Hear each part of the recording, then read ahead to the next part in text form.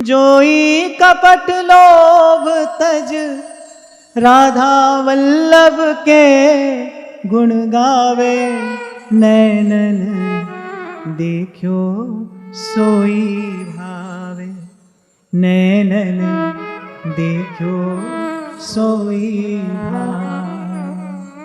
महाराज परीक्षित की जो शुद्ध भावना है, ये सब संतों का आना उस शुद्ध भावना का फल है, उस शुद्ध भावना का प्रसाद है। भाव शुद्ध है उनका। अब वो भगवान के अतिरिक्त कुछ और नहीं चाहते। आ गए सब संत और महाराज परीक्षित ने यही कहा, भाई अब हमको मृत्यु का कोई भय नहीं है। आप सब संतों का दर्शन हो गया, आप सब संतों का सानिध्य हमको मिल रहा है, कोई भय कोई चिंता नहीं है। बस इतनी प्रार्थना है हमारी कि अब जो समय बचा है ना, वो सार की बात में जाए। असार बात में तो हमने अपना जीवन गंवा दिया, और एक जीवन नहीं भाई, अनेक जीवन हमने असार की बात में ही तो गंवाए। बहुत जन्म बिछड़े थे माधो। तो महाराज परीक्षित कह रहे कि अब जब हमको बोध हो गया है ना, तब हम एक क्षण भी व्यर्थ नहीं गंवाना चाहते। ये पहला लक्षण है। साधक जीवन आरंभ हुआ है कि नहीं, इसका लक्षण क्या है? कई बार वैसे हमने इस बात पर चर्चा की, साधक कुछ भी करे समय व्यर्थ ना करे। इस सारे अस्तित्व में सबसे मूल्यवान अगर कुछ है ना, तो वो अवधि है जो आपको जीवन के रूप में मिली है। ये जो समय मिला है ना आपको जीवन के रूप में, time is the priceless virtue. ये जो समय है ना, यही सबसे मूल्यवान नहीं, अमूल्य है, इसका कोई मोल नहीं है। एक एक तव श्वास का तीन लोक नहीं दान। तो यहां महाराज परीक्षित के आचरण से ये बड़ी सुंदर शिक्षा मिल रही है कि जब संत मिल जाए, महाराज परीक्षित को संत मिल गए, जब संत मिल जाए, सत्संग मिल जाए, कह रहे कम से कम उसके बाद तो समय व्यर्थ नहीं जाना चाहिए। जिसके जीवन में संत भी है, जिसके जीवन में सद्विचार भी है, वो भी यदि समय गंवाता है, भाई वो बड़ा अपराधी है। देखो जो व्यवहार में लिप्त है, जिसके कान में कभी संत का शब्द पड़ा ही नहीं, जिसको पता ही नहीं सत्संग होता क्या है, सद्विचार होता क्या है, जो खाने पीने सोने को ही अपना जीवन मानता है, जिसके लिए संसार की सुख सुविधा, संसार का विषय भोग, जिसके लिए बस यही उपलब्धि है, जो इसी को ही सफलता मानता है, उससे ये भूल हो रही है तो समझ में आता है। लेकिन जिसको भगवान ने संत की शरण में ले जाकर बिठाया है, जिसके कान में संत का शब्द पड़ता है, जिसके जीवन में सद्विचार है, वो भी अगर यही कार्य करता है, भाई ये तो अक्षम्य अपराध है। मैं कई बार आपसे कहता हूं, आज फिर कह रहा हूं, जीवन का अनादर करने वाला जीवन धन की प्राप्ति कभी नहीं कर सकता, कभी भी नहीं कर सकता। ये एक जीवन व्रत होना चाहिए साधक का, भाई समय व्यर्थ नहीं करेंगे। और शायद पहले भी मैंने आपको संकेत किया था, गिरिराज जी वाले पंडित श्री गया प्रसाद जी महाराज, वो तो कहते थे, अब जो उनके पास जो जन उनकी सेवा में रहते थे, उनसे तो प्राय करके यही कहा करते थे, बोले खूब खाए ले, खूब सोए ले, खूब भजन करे, और काउ दिना भजन को मन ना होए तो बोले चादर तान के सो जाए, पर संसार की वार्ता ना करे, संसार की चर्चा ना करे। अब आप सोचो भाई, हम तो एकांत में रहते हैं, हम तो किसी से संसार की वार्ता चर्चा नहीं करते। ये जो आपका मोबाइल फोन है ना, ये जितनी देर आप इसको देख रहे हो, वो सब संसार की ही चर्चा है, वो सब संसार की ही वार्ता है।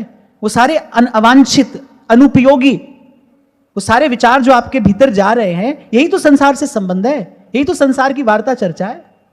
तो इसलिए कोई इस भूल में ना रहे, भाई हम तो मिल नहीं रहे किसी से, हम तो बिल्कुल एकांत में ही रहते हैं। पर अगर ये भी कर रहे हैं तो ये भी समय को व्यर्थ करना ही है, ये भी समय को गंवाना ही है।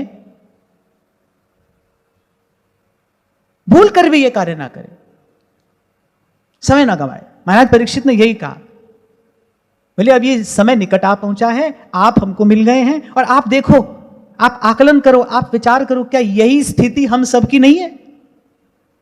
ये स्थिति हम सबकी भी तो है। मैं 2 दिन पहले आपसे यही तो कह रहा था, महाराज परीक्षित को कम से कम ये तो पता है कि 7 दिन है, हमको तो ये भी पता नहीं है कि 7 दिन भी है कि नहीं है। हमको भी संत मिले हैं, हमको भी सत्संग मिला है। तो यहां से ये आचरण जो है, ये ग्राह्य है, सीखना चाहिए। महाराज परीक्षित सबसे पहली बात ऋषियों को प्रणाम करके क्या कहते हैं कि भाई अब कुछ भगवान की चर्चा करो, सार की बात करो। असार की बातों में तो हमने एक नहीं अनेक जीवन गंवा दिए। और एक संत का वाक्य मैं दोहरा रहा हूं, एक संत ने कहा था, बोले बेटा जब आप भजन करोगे तो उस भजन भाव की तो एक दिन सिद्धि होगी, भजन भाव एक दिन सिद्ध हो जाएगा, भजन स्वभाव बन जाएगा, वहां तो एक दिन विश्राम मिलता है। लेकिन जो प्रपंच में पड़ा है, बोले उसको कभी विश्राम नहीं मिलता, क्योंकि ये तो अंतहीन है। भजन की तो एक दिन सिद्धि होती है, प्रपंच की सिद्धि कभी नहीं होती, ये तो अंतहीन है। आप लगे रहिए, और आप लगे ही तो हैं, जन्म जन्म से आप इसी में लगे ही तो हैं। बस है क्या कि दृष्टि स्थूल है, दृष्टि स्थूल है, इसलिए हमको अभी खबर नहीं है कि भाई कहां से भटकते भटकते हम यहां तक आकर पहुंचे। संतों ने देखा, संतों ने भजन के बल पर इसका अनुभव किया और कहा। श्री चतुर्भुज दास जी महाराज अपने द्वादश यश में यही तो बात कहते हैं कि जितना 7 समुद्रों में जल है उतना जीव ने मां का दूध पिया है, जितने पर्वत हैं बोले उतना अन्न उसने खाया है। पता नहीं कितनी बार जन्मे, कितनी बार मरे, कौन कौन सी निकृष्ट योनि से होते हुए, पता नहीं कैसे भगवान की कृपा हुई और यहां भारतवर्ष में मनुष्य होकर जन्मे। तभी संत कह रहे हैं, समझा रहे हैं वो तो, श्री हरिवंश सार श्रुति बरनो राधा हरि जस गावो रे। एक पंक्ति बड़ी प्यारी है मुझे, ये नर देह सजन प्रभु दीनी ताहि न विषय गमावो रे। 2 दिन पहले भी आपको मैं कह रहा था कि जो मनुष्य का जीवन है ना, तो भगवान के द्वारा दिया गया उपहार है। उपहार माने क्या कहते हो आप उपहार को अंग्रेजी में? गिफ्ट। भगवान का दिया हुआ उपहार है। ये आपको मुझे कोई परिश्रम करके नहीं मिला है, तो भगवान ने उपहार दिया है। अब कोई आपको बड़े प्यार से उपहार दे और आप उसका अनादर करें, आप उसकी अवज्ञा करें, देने वाले का हृदय दुखी होता है इससे। भगवान ने आपको मुझे उपहार दिया और उसमें भी भारत भूमि पर जन्म मिला। ऐसा सुंदर उपहार भगवान ने दिया और उसकी इस प्रकार से अवज्ञा, इस प्रकार से अवहेलना, तो भाई प्रभु का हृदय दुखी होता है। और मुझे कोई बताए, प्रभु के हृदय को दुखी करके कोई जीव कैसे सुख पा सकता है? कैसे सुखी होंगे हम? प्रभु के दिए हुए इस उपहार की अवज्ञा अवहेलना करके कोई कैसे सुखी हो सकता है? इसीलिए संत कह रहे हैं, सुमिरन कर ले मना तेरी बीती जाती उम्र हरि नाम बिना सुमिरन कर ले मना। कूप नीर बिना धेनु क्षीर बिना धरती मेह बिना जैसे तरुवर फल बिनहीना, जैसे तरुवर फल बिनहीना, तैसे प्राणी हरि नाम बिना सुमिरन कर ले मना। सूखे वृक्ष की डाल तो भाई पंछी भी छोड़ के चले जाते हैं, कोई पथिक उसके पास में नहीं आता, उसका दर्शन भी बड़ा सुखद नहीं होता। जो सूखा वृक्ष होता है ना, उसका दर्शन भी सुखद नहीं होता, उसका दर्शन बड़ा उदास होता है, नीरव उदास। कहीं कहीं आपको यदि उदासी दिखानी है ना, तो आप सूखे वृक्ष से उदासी दिखाते हैं। सूखा वृक्ष जो है वो नीरसता, वो नीरवता को, उदासी को प्रतिबिंबित करता है। ऐसे ही संत कह रहे जिसके जीवन में हरि का नाम नहीं है, तो ऐसे रूखा पेड़ है, तो रूखा सूखा सा जीवन है। कूप नीर बिना और धेनु क्षीर बिना, और जैसे तरुवर फल बिन हीना, ऐसे प्राणी हरि नाम बिना। छोटी छोटी बातें हैं पर सदा याद रखने की हैं। ये छोटी छोटी बातें आपको सदा सावधान रख सकती हैं। क्या होता है आत्मसम्मान, सेल्फ रिस्पेक्ट। अपने आप को यह बताना कि भाई मैं मनुष्य हूं, मैं विशेष वस्तु प्राप्त करने के लिए यहां आया हूं। छोटी छोटी चीजों में, व्यर्थ की बातों में अपना जीवन गंवाने के लिए मैं यहां भारत भूमि पर मनुष्य होकर नहीं जन्मा हूं, मैं विशेष वस्तु प्राप्त करने के लिए यहां आया हूं। ये है आत्मसम्मान। मैं विशेष हूं और विशेष वस्तु प्राप्त करने के लिए आया हूं। क्षुद्र सी तुच्छ सी बातों में पूरा का पूरा दिन निकल जाता है, उसकी चिंता में रात निकल जाती है और फिर एक दुष्चक्र बन जाता है। ध्यान रखना, मानव मन, मानव बुद्धि कैसी है, उसको अच्छे से अच्छे का और बुरे से बुरे का दोनों का अभ्यास हो सकता है। मानव मन जो है वो कैसा है, उसको अच्छे से अच्छा अभ्यास भी कराया जा सकता है, उसको बुरे से बुरा अभ्यास भी कराया जा सकता है। यह अभ्यास शब्द बहुत महत्वपूर्ण है, जीवन बनता है इससे। और कभी कभी आप अभ्यास करते हैं और कभी कभी अभ्यास होने लगता है। आप जैसे लोगों के बीच में रहेंगे, उनके विचारों का, उनकी वृत्तियों का आपको सहज अभ्यास होने लगेगा।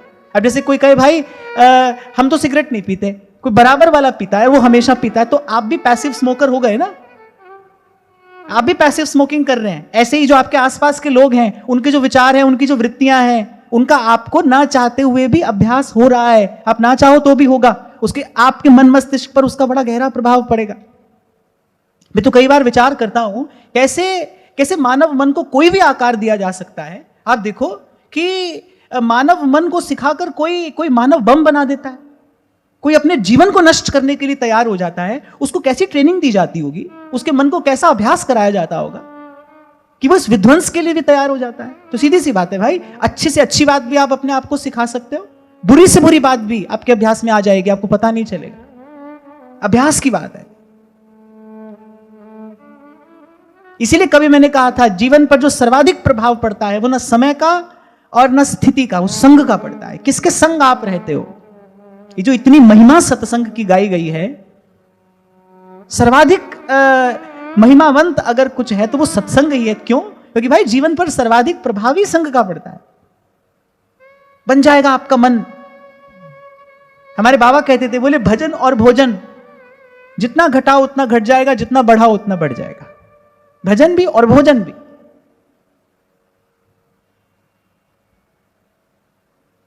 सेवक जी महाराज ने यही तो कहा, दिन में व्यर्थ की बातों की चिंता लगी है, हाय ऐसा क्यों हुआ और हाय आगे क्या होगा। आप कभी देखना, मन इन्हीं दो बातों में लगा होता है हमेशा। अगर आप सावधान नहीं हो तो मन हमेशा इन दो बातों में लगा होगा। या तो वो भूतकाल का शोक कर रहा होगा, ऐसा क्यों हो गया, या फिर भविष्य की चिंता कर रहा होगा। और भूत के शोक और भविष्य की चिंता में क्या होता है, वर्तमान नष्ट हो रहा है। और इसका इतना गहरा अभ्यास मानव मन को हो गया है, अब उसको इसका पता नहीं चलता, वो सहज में लगा है इसमें, उसमें सहज में लगा रहता है, उसको पता भी नहीं है कि मेरे साथ में क्या हो रहा है और वर्तमान नष्ट हो रहा है। वो श्वास जो अमूल्य है, वो श्वास जो भगवत भजन में जानी चाहिए। तभी संत चेताते हैं, अरे सांस सांस से नाम सिमर, वृथा श्वास मत खो। बाबा फरीद कहते हैं, फिक्र करे सो बावरा और जिक्र करे सो साध। जिक्र माने चर्चा, उर्दू में चर्चा को जिक्र कहते हैं। फिक्र करे सो बावरा, जिक्र करे सो साध। तो कह रहे उठ फरीदा, जिक्र कर, तू उसकी चर्चा कर। अरे फिक्र करेगा आप, और कल मैं आपको यही कह रहा था, आप अपनी चिंता में घुल के मर जाओ तो भी कुछ होने वाला नहीं है, तो भी कुछ होने वाला नहीं है। राई का दाना यहां से वहां नहीं कर सकते आप। कर्मा की रेखा न्यारी रे। अंतिम बात तो मुझे बहुत ही प्यारी लगी। सूरदास जी कह रहे, तीन लोक भावी के बस में और भावी होके रहे। सूरदास होनी सो होगी, अरे मूर्ख सोच करे, रे विधना टारे नाही टरे। बड़ी बात है ये, इसको समझना, अपने मन को समझाना। बोले टारे नाही टरे। अरे तुम्हारे घर की छोड़ो, वहां जो त्रिलोकी के नाथ हैं, त्रिलोकीनाथ भगवान शंकर, वहां उनके घर में थोड़ा झंझट हो गया, वो टाले नहीं टला। महादेव रोकते रह गए, मत जाओ अनर्थ होगा, मत जाओ अनर्थ होगा। अरे क्यों नहीं जाओ? महादेव ने कहा तुमको बुलाया नहीं। अरे पिता के घर कोई निमंत्रण की आवश्यकता होती है, मैं तो जाऊंगी। महादेव ने सब प्रकार से समझाया, माता सती नहीं मानी। तो महादेव को जैसे लगा कि भाई हम ही भूल गए थे, वही ही जो राम रचि राखा, को कर तर्क बढ़ा वही साखा। इतने में अपने राम जी का भजन ही करते, क्योंकि राम करे सो होए। करे होनी होके रहे, रे विधना टारे नाही टरे। सूरदास कहते अनहोनी होनी नहीं, होनी हो सो होए। अटल राम का काम कोई नहीं टाल सकता है भाई उसको। तो आप जितने उपक्रम करते हो, दौड़ दौड़ कर तीर्थों में जाकर मनोरथ के धागे बांधते हो, भगवान से जाकर अपनी मनोकामनाओं की सिद्धि चाहते हो, इससे आशीर्वाद मांगा, उससे आशीर्वाद मांगा, यहां चले गए वहां चले गए, द्वार द्वार पर जीव भटकता है, भूल जाता है, वो इस सत्य से अनभिज्ञ है, मूढ़ है। सूरदास होनी सो होगी, अरे मूर्ख सोच करे, रे विधना टारे नहीं। देखो मैंने आपको कभी एक उदाहरण दिया था कि जैसे मान लो प्रधानमंत्री के आसपास जो सुरक्षा चक्र होता है उसका कार्य क्या होता है कि भाई कोई प्रधानमंत्री के पास नहीं पहुंचना चाहिए, कोई इसके निकट ना जाए। भगवान की माया का एक कार्य है, कोई भगवान के पास नहीं आना चाहिए, उसका केवल एक ही काम है, भगवान से दूर रखना। और ये जो मैं आपको बता रहा हूं ना, मानव के मन की दशा कि वो सदा ही लगा है भूतकाल की चिंता में, भूतकाल के शोक में और भविष्य की चिंता में। और उसमें क्या हो रहा है, जो क्षण सुमिरन में जाना चाहिए वो सुमिरन व्यर्थ हो रहा है, माया अपना कार्य कर रही है और वो सफल हो रही है। जब जब हृदय में जलता है ज्ञान का दीप, जब इस सत्य का अनुभव होता है, भाई मेरे किए से तो ना कुछ हुआ ना होगा, तीन लोग भावी के बस में भावी होके रहे। महाराज परीक्षित शिकार खेलने जा रहे थे, कुछ नहीं पता था, एक घड़ी में देखो क्या क्या घटना घटी। आप देखो कैसे कैसे काल की गति है, कोई उसको रोक पाता है? कितने प्रतापी हैं, भगवान के भक्त हैं, प्रतापी हैं, धर्मपरायण है, सब कुछ तो है, क्या नहीं है, पर जो होना था हुआ ना, कहां रोक पाए? कैसे कैसे कुछ क्षणों के अंदर जीवन की दिशा बदल गई, सब कुछ बदल गया। वो जो चक्रवर्ती सम्राट थे, एक क्षण में उनको लगा कि भाई क्या हुआ, ये कुछ भी तो नहीं रहा मेरे हाथ में, केवल 7 दिन बचे हैं। उनको तो लगा भाई ऋषि कुमार ने ये भी हम पर कृपा की कि हमको 7 दिन का समय दे दिया, हो सकता है हम अपना कुछ कल्याण कर ले। पर जो मूढ़ बुद्धि है वो कैसे इसका विचार करे, कितना क्षण भंगुर है ये सब, कितना टेम्परेरी है ये सब। अनित्यम सर्वमेव वेदम तापत्रितः दूषितम असारम निंदितम हेयम इति निश्चित्य शाम्यति। महाराज परीक्षित ने ऐसा ही तो किया। कभी कभी ऐसा होता है, एक बात व्यक्ति जानता तो है, समझता तो है, लेकिन जब वो विपदा सर पर पड़ती है ना, तब समझ में आता है, उसका वास्तविक अर्थ तब समझ में आता है। अर्जुन जब युद्ध क्षेत्र में जा रहे थे तो अर्जुन जानते थे ना मुझे किससे लड़ना है। ऐसा थोड़ी है कि कोई अपरिचित लोग सामने खड़े थे, वो तो जानते ही थे किससे लड़ना है। पर जब वहां युद्ध भूमि में पहुंचे तो मन की दशा कुछ और हो गई। तब लगा कि भाई नहीं, इनसे तो हम नहीं लड़ सकते। ऐसे ही हजार हजार बातें हम जानते हैं, लेकिन जब विपदा सर पर आ पड़ती है ना, तब पता चलता है भाई, तब पता चलता है हम कहां खड़े हैं। तो तभी भगवान वेदव्यास ने कहा संसार के विषय असार हैं, ये सब सार ही नहीं। ये बात महाराजा परीक्षित जानते तो थे, पर फिर भी लगे तो थे उसी में ही। लेकिन जब ये स्थिति आई तब लगा कि भाई ये तो सच में असार है, कितना सारहीन संसार है। हम जिस राज सिंहासन को अपना मान रहे थे, हम जिसके राजा बने बैठे थे, अरे ये तो सब जैसे बाजीगर को पेखनो और मिटत न लागे बाहर, जैसे जादूगर का खेल तमाशा दिखाता है ना, वो कब उसका पसारा करता है, कब समेट लेता है, पता ही नहीं चलता। श्री भगवत रसिक देव कहते हैं धुआं को धौरर जैसे, जैसे आकाश में कभी कभी बादलों की आकृतियां बन जाती हैं, लगता है देखने में बादल लगता है कि देखो ऐसा लग रहा है, पर वो है थोड़ी, है तो धुआं ही। ऐसे ही सत हरि भजन जगत सब सपना, ये जो आकार यहां दिखाई दे रहे हैं ना जितने भी, है तो धुआं ही भाई। कब कब उड़ जाएगा पता नहीं चलेगा, समय की आंधी आएगी सबको उड़ा कर ले जाएगी, पता नहीं पड़ेगा। इसलिए सावधान रहे, करना कुछ नहीं है, करना कुछ नहीं है, कर कुछ नहीं सकते हैं। कल भी मैंने आपको कहा था, आंधी आए घर धूल से भर जाए तो भाई आंधी को नहीं रोक सकते, अपना घर साफ कर सकते हो। आंधी पर हमारा कोई नियंत्रण नहीं है। समय की आंधी आएगी, आती है, जीवन में ऐसा समय आता ही है भाई, इसी से जीवन बना है, ये आएगा, इसको नहीं रोक सकते हो आप सावधान रह सकते हो। भर जाए घर धूल से तो उसको झाड़ लो, बुहार लो, बाहर जो हो रहा है उस पर कोई नियंत्रण नहीं है अपना भाई, कोई नियंत्रण नहीं है, सावधान रहे बस। और मैं कहता हूं सारी सावधानी बस एक ही काम करना है, सांस सांस सिमरे गोविंद, समय व्यर्थ ना जाने पाए। या महाराज परीक्षित की इस बात से यही शिक्षा ग्रहण करनी चाहिए, यही उपदेश हमको प्राप्त हो रहा है कि भाई जब संत मिल गए हैं, जब सत्संग मिल गया है और पता नहीं है कि जीवन कितना शेष है, जब पता नहीं है जीवन कितना शेष है, तो फिर भाई एक काम करना है, समय व्यर्थ नहीं करना है। और समय का आदर क्या है? सार वस्तु में समय लगाया जाए। और सार वस्तु क्या है? यहाँ साचो तेरो नाम रे बनवारी रे, जीने का सहारा तेरा नाम रे। यहाँ साचो तेरो नाम रे।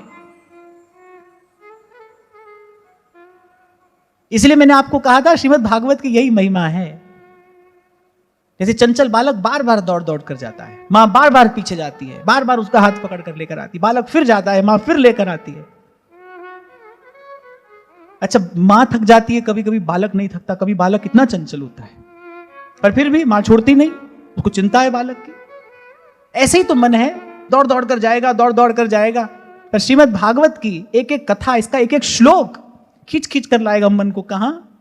श्री कृष्ण शरणम मम, श्री कृष्ण शरणम मम, श्री कृष्ण शरणम मम, श्री कृष्ण शरणम मम। इसीलिए परमहंसों का ये अतिशय प्रिय है श्रीमद् भागवत।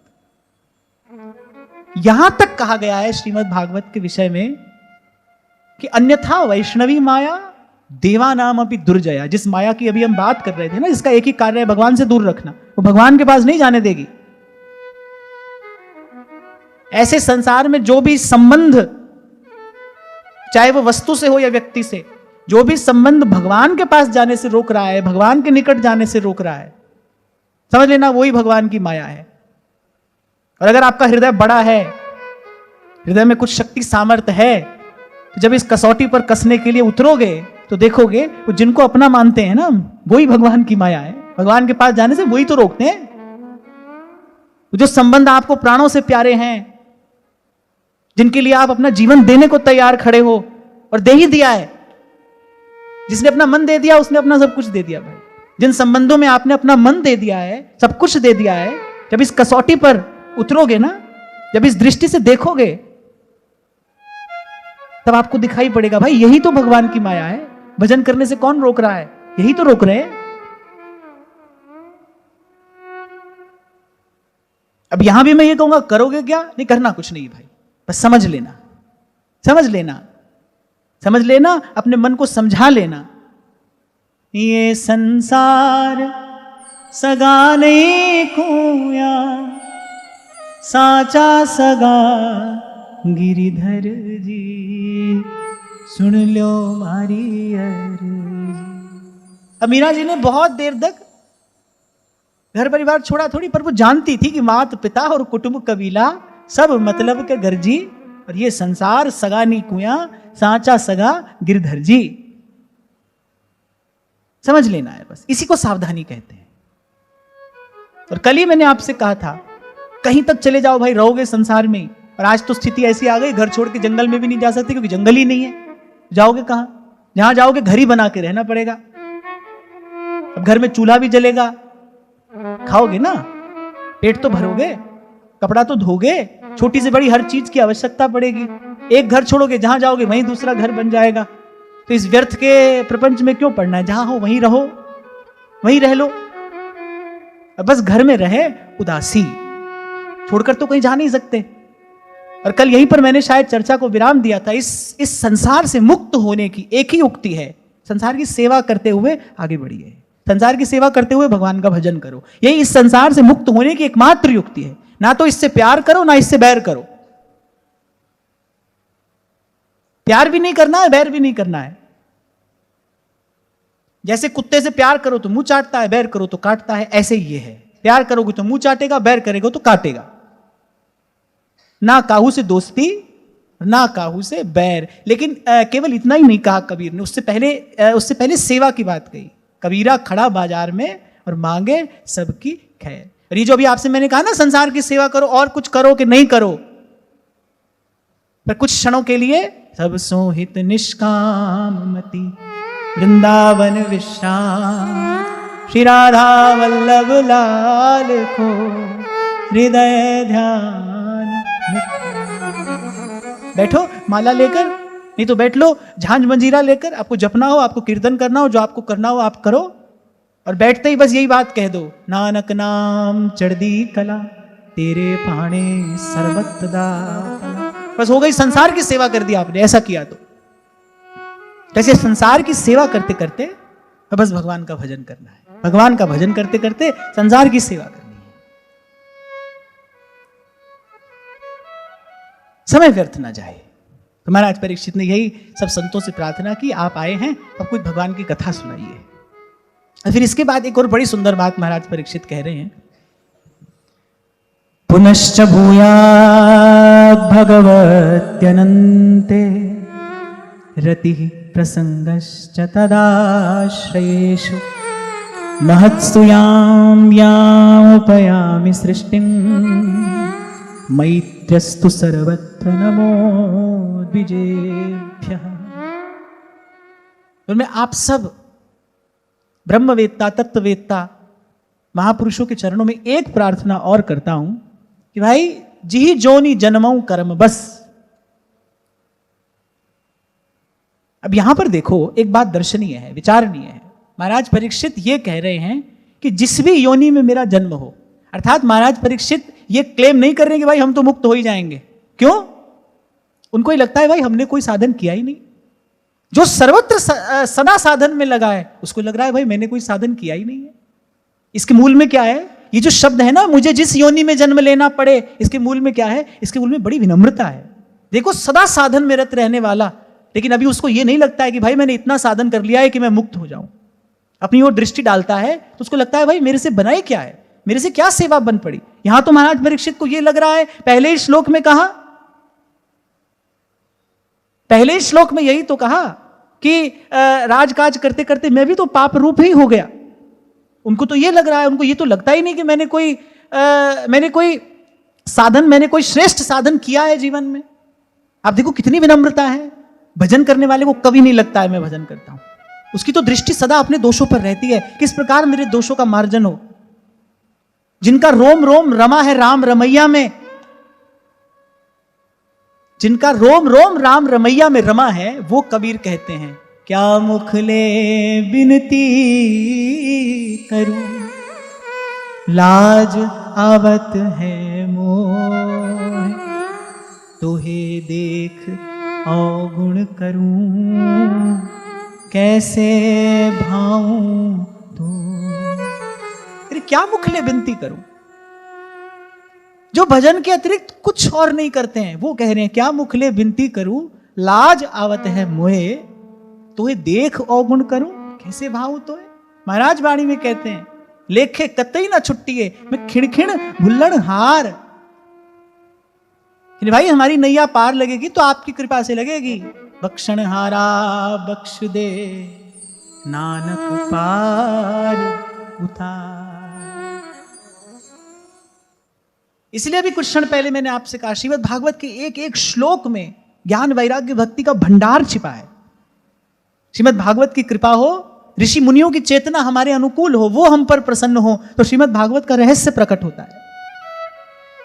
या महाराज परीक्षित ने पहली बात कही कि आप सब संतों के चरणों में मैं प्रार्थना करता हूं कि जिस भी योनि में मेरा जन्म हो, और बस यहीं पर मन चिंतन करता है। कितने विनम्र है महाराजा परीक्षित, वो परम पद के अधिकारी हैं, फिर भी ये बात कहते हैं भाई जी जोनि जन्मौ करम बस, तहाँ राम पद अनुराग। हमारे श्री महाप्रभु कह रहे यत्र यत्र वम जन्म कर्म वीर नारकेत परमे पदेथवा। अरे जिनका नाम जीव को वो आगम निगम अगोचर रस प्रदान करने वाला है। रेवन श्री हरिवंश भज जो चाहत विश्राम, जिहि रस बस ब्रज सुंदरिन छाण दिए सुख धाम। यहाँ के संतों का दृढ़ भरोसा है, कैसो पापी क्यों ना हो, हरिवंश नाम जो ले, अलक लड़ेती रीझ के महल खवासी दे। वो महाप्रभु जी क्या कह रहे हैं, यत्र यत्र मम जन्म कर्म भिर नारकेत परमे पदेथवा, राधिका रति निकुंज मंडली, तत्र तत्र हृदय में विराजता। कहना मैं आपको ये चाह रहा हूं कि जो परम पद के अधिकारी हैं, पर उनका हृदय कितना विनम्र है। वो तो कहते हैं कि भाई हमने कोई साधन किया ही नहीं, क्या मुखले विनती करें। जब हमने कोई भजन साधन किया ही नहीं तो प्रभु से कैसे कहें कि आप हमें मुक्त कर दीजिए। तो कह रहे भाई जिस भी योनि में हमारा जन्म हो, बस आप संतों की कृपा हो तहाँ राम पद अनुराग। प्रभु के चरणों में हमारा प्रेम रहे बस। तत्र तत्र हृदय में विराजताम, भगवान का स्मरण होता रहे।